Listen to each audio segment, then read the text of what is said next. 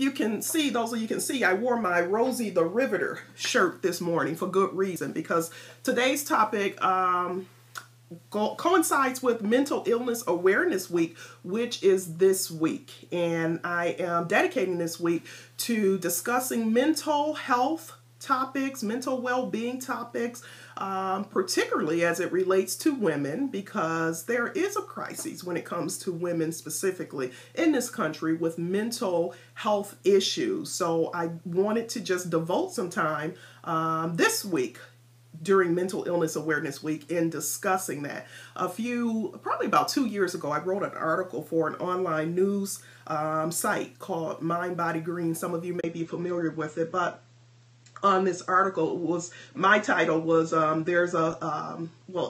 is motherhood hazardous to your health or dangerous to your health? It comes from a book that I've been working on. That's the working title is There's a Fine Line Between Motherhood and Mania, How Not to Cross It. And I tell you, this article received, and they've reran it several times since that time, but it received such a vast amount of feedback.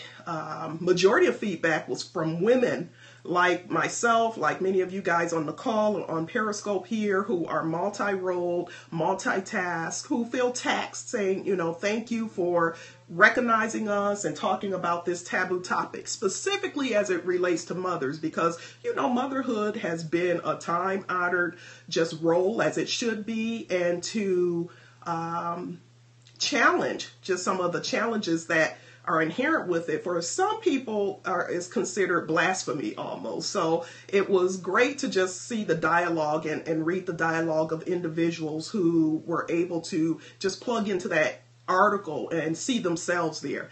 And so one of my tags, and I see someone putting it up on Periscope now, is Manic Moms. I will talk about my Manic Mom Mondays, which I know a lot of you guys chimed in yesterday to talk about the Manic Monday that you had. And again, even if you're not a mom, even if you're just a woman and you're multi-role, we all are experiencing a crisis when it comes to optimal mental health and just mental health issues. So let's talk about that, because we gotta just get some help with that.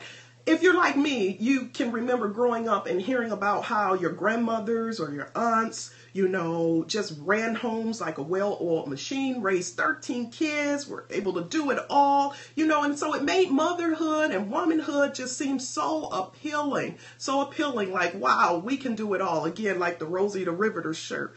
But I can say honestly now, not just as a mother of 4, but as a psychologist whose primary practice is women, I challenge the fact that we weren't necessarily told the whole truth about just the challenges that are inherent in just being a woman, especially multi-role women who hold and wear many hats. I want to read some statistics to you guys just so you can get a better idea. Over 12 million women in this country alone are diagnosed with depression each year. Nearly 13 million women are diagnosed with anxiety disorders each year. So there are actually more women with anxiety disorder than depressive disorders. Women experience anxiety and depression about twice as often as men, and married women with children actually have higher rates of depression and anxiety than married women without children or unmarried women without children. And these rates increase as the number of children in the home increases. So, I think about myself with 4 children, say, oh, how'd you do it? But again, it seems so appealing. My mom had 4 children. My grandparents on each side had my maternal grandmothers, and many of you can relate to them. My maternal grandmother had 11 children. My paternal grandmother had 7 children. So there was just this, I guess, belief system that, hey, this is just part of what you do, and you do it, and you do it well. But no one talked about the challenges that's there. So it's a conversation and dialogue that we have to have so we can thrive in our roles as multi-role women and as mothers as well. So most of us agree with all the benefits and the joys of motherhood. The smelling your child, the new scent of a newborn baby, watching them grow. Most of us can agree on the joys of just being a woman and just being plugged into our femininity and just what that gives us. But we have to start talking about the dialogue and the challenges that exist out there, especially when you talk about in the workplace duties, when you talk about coming home. I tell people all the time, and some of you guys, if you can agree with me, put some hearts up there on Periscope. I tell people that I go to work, I go to the office to rest. Even though it's work, I get more rest at the office, or I'm more settled there than when I get home, because home is a second job, and it's a more challenging job because you have a lot more people pulling at you, and I see a lot of you guys can agree with that. So what do we do? What do we do? And I just want to, before we get into steps that we can take to just achieve the optimal mental health and well-being for us, I want to give you a few more statistics here. So just bear with me. Let's see. Women are more likely than men to report having a great deal of stress.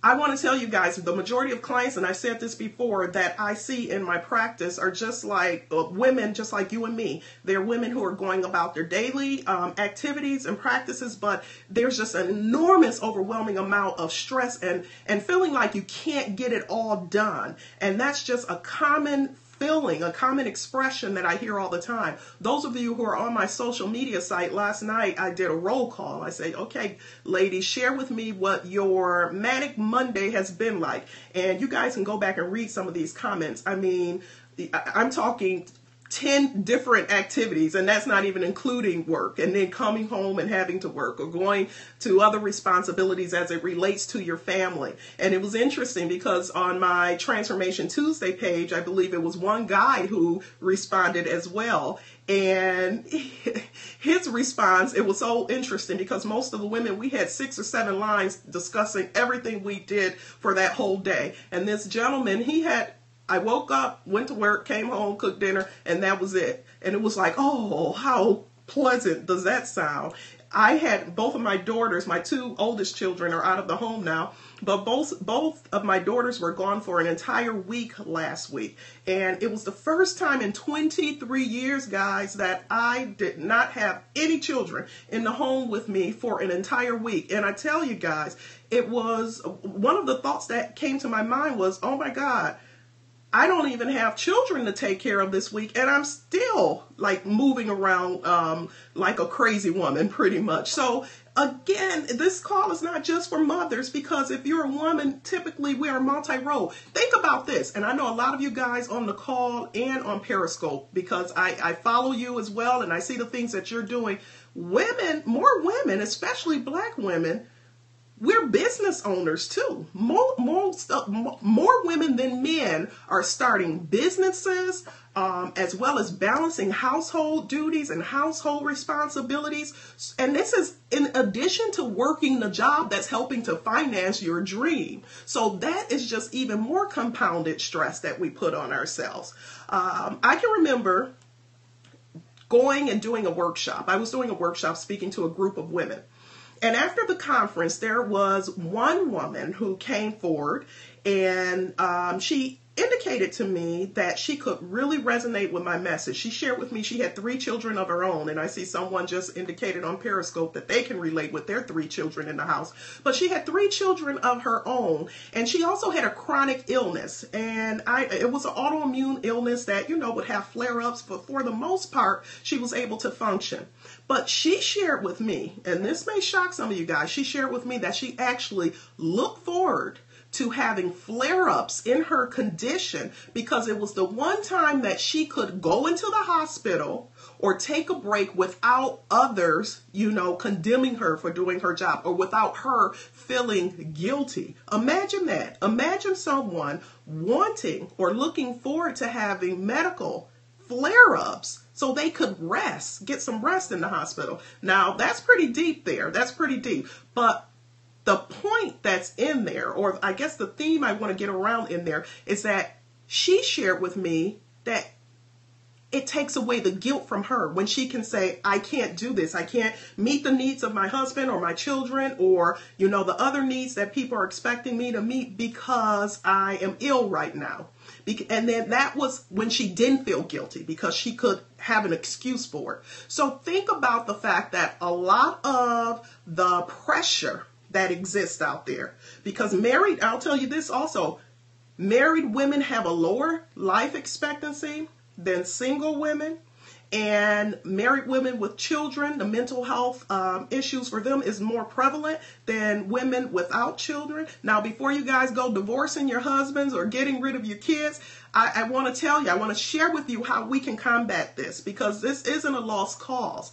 The point I want to make in this call today is a lot of the pressure that we experience, a lot of the anxiety, a lot of the depression, a lot of the stress has to do more with what we have imposed upon ourselves, the pressure we've imposed upon ourselves to just do it all, to just be perfect, to, have to have everything met. All of the laundry has to be done. The dinner has to be cooked. We have to learn to say no, learn how to say no, as Divine says there. But we have to learn to say no. That's one of the things there. Absolutely.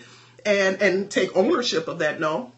But we also have to take the pressure off ourselves, and we have to challenge the notions of womanhood and motherhood for those mothers on the call that we have held for far too long. So the notion I had of, grandma ran that house like a well-oiled machine. Those kids were in check. They were always, dressed to the nines, and dinner was served, huge dinners with desserts every day. It was a different time then. It was a different time. And truth be told, if you guys go back and do some research like I've done in the past, a lot of these women from the 40s and 50s and 60s that seem to have it all together, it was a big Valium crisis at that time. A lot of them were self-medicating themselves. And a lot of that is going on now here.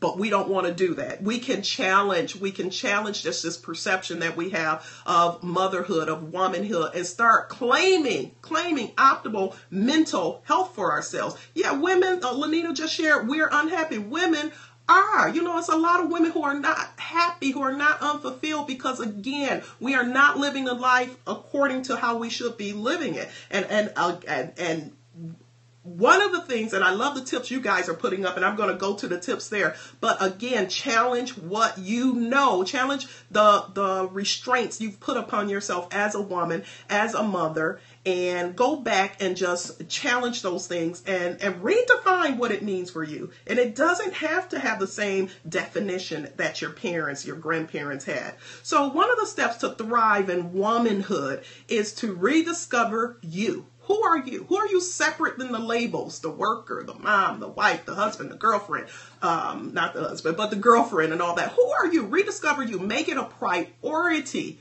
a regular priority to engage in hobbies and indulge in interests. That should be first. You know how those of you who go to church always say, pay your tithes first? You have to put yourself on that priority list first. So that means you do something for yourself before you do something. You make sure that's done every single day because that makes you feel better. If you're like me, there are times that I'll go and work out after everyone has gone to sleep, or I'll just sit down and take 20 minutes in my office at home with the door closed with just no noise, because I feel if I just got in the bed right after all this running, I feel like I haven't taken time out for myself. So you have to each and every day make it a commitment to take time out for you and do whatever it may be. And I'll tell you guys this too. One of the other steps is be selfish. You have to be selfish. And one of the guys, Lucas, I see you, Odell Lucas, and I thank you for one of the guys chiming in. He said you have to work as a team. And if you guys are in a relationship, yes, you have to work as a team. Play this for your significant other. Tell them that it's so important. You'll be a happier wife, a happier girlfriend, a happier lover if there is a team effort there. Trust me. And you guys know it's true, right? Give me some hearts for that. You feel a whole lot more romantic and passionate when you feel like you're working as a team.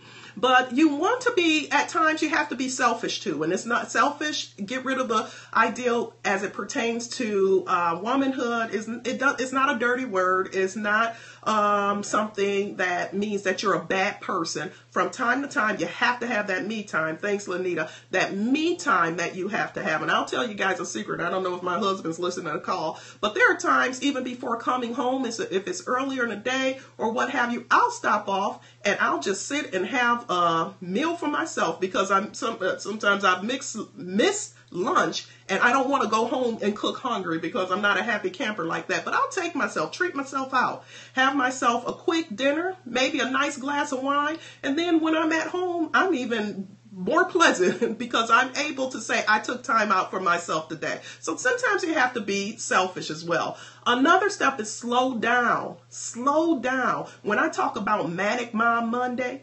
and is there a fine line with motherhood and mania, I'm not trying to be funny, or I'm not just really minimizing the effect of what real mania is. But if you look at a lot of the things that are pertaining to motherhood and womanhood, a lot of the things we do mimic someone who's in a manic state. So that superwoman mentality, and someone who's manic has a sense of grandiosity or inflated self-esteem. Sleep deprivation.